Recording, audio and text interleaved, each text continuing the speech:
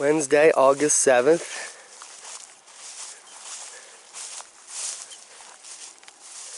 Gooseberries are ripe.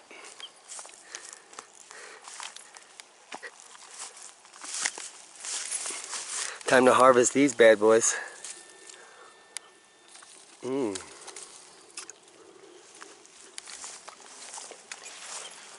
Jerusalem artichokes, about 5 feet high.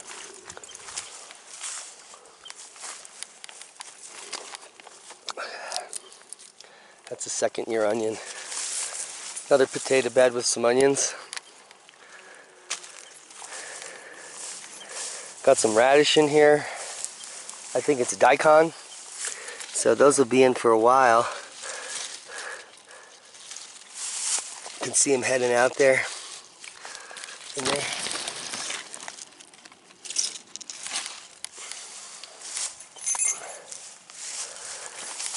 Lettuces are flowering. Carrots. There's a nice cosmic purple. Boom! Spinach is seeding.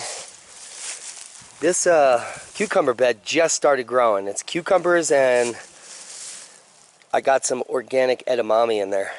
So we're going to see how that grows. They look like they're going to do good. We still have about 50 or 60 days in our growing season, and it's the best 50 or 60 days. More carrots over there. An onion bed just started to come along. Right there. And I finally got a deciduous tree to grow after 3 years here. You can see I thought I lost another one. It's a silver maple, but it's coming back on the bottom. So we'll hack that back. So that's really good news. We got a silver maple going here. Which really shouldn't be happening. Some nice squashes popping. All the brassicas are seeding. More squash. This is the giant orange amaranth from Matt Powers. It's a nice zinnia. Peas are done and drying on the vine. Looks like we got a dill in here flowering. Nice.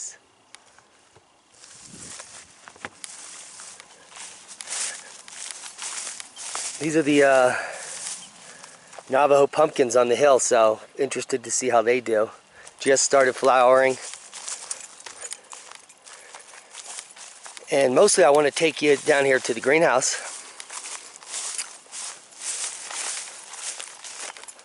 Some nice Kentucky pole beans coming up. The raspberry there. Another raspberry. Nanking cherry. Another, that looks like a blackberry. Rhubarb. This bee balm's about to flower. Another Nanking cherry. Oh, we got some beans here I forgot about. Those look like they're coming back. This little snapdragon. Another Nanking cherry. We got a lot of those. Seem to do good here. They're native. Big producers of tiny, tiny sweet cherries. There's a gram.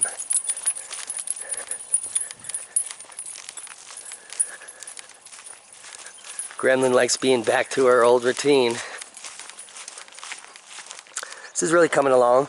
Our sawmill, barn garage, attachment to the greenhouse.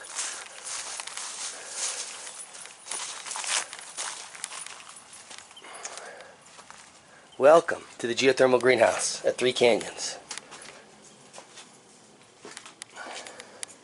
Nice Thai basil. You can see the peppers, if you were in here with me last week, have really exploded. We've got tons and tons of peppers in here. And some cilantro popping. The tomatoes are coming in. You can see them ripening across the board. Another pepper back there.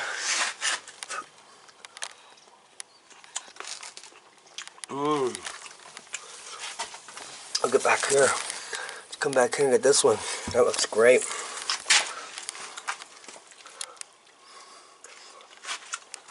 We'll save some of those for Leah. Waiting for my first big tomatoes to ripen. I think I looked in here this morning and saw one. Oh, there. That's nice. And this variety we're growing way up here. With seed saved for 2 years now. It's a golden variety that's absolutely our favorite. See a nice cucumber running up the side here.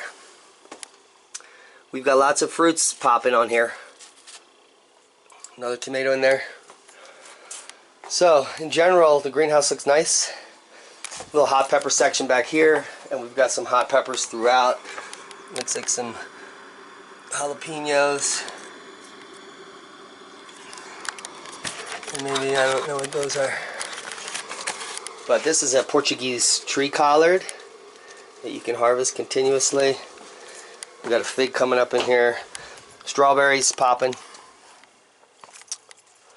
Now this is the problem with planting tomatoes in Pagosa outside. That's as big as they are mid-August. They are dropping some flowers, but it just gets too cold at night here to do those types of solanaceae, like ground cherries and peppers. It just doesn't do good here. Inside though, you can see the results. So a lot going on at the ranch. Quiet day today. Sometimes you just need a quiet day to reflect. I got to do some planting. A couple more experiments. Was doing a lot of chop and drop earlier today over in this area.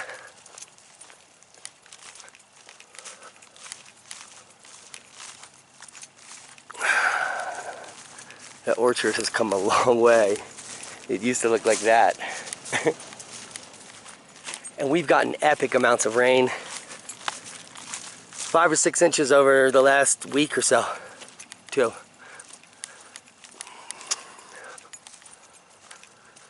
What I did in this area to start a new experiment, I did it right on time.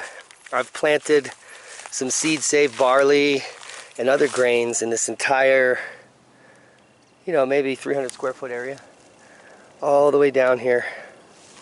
And so that should all be coming up shortly. Because it's been continuously raining, I don't even see the grain on the surface. So this whole area is going to sprout with grain. Got a really nice squash going on over there. I just saw another one up there. And here is our first quinoa we've ever had success with. Take a look at it. It looks just like lamb's quarter. Almost no way to tell the difference. That looks like lamb's quarter to me.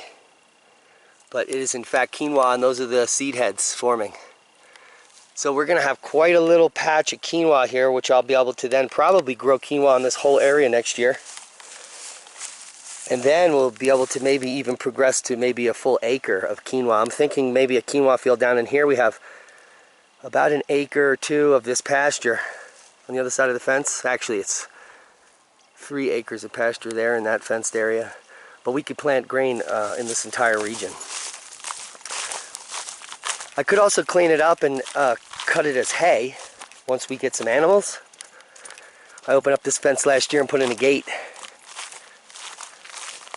And so,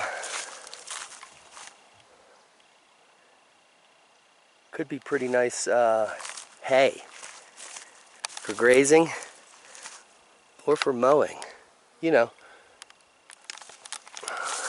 Keep your options open. That's permaculture. See what the land is doing and work with the land.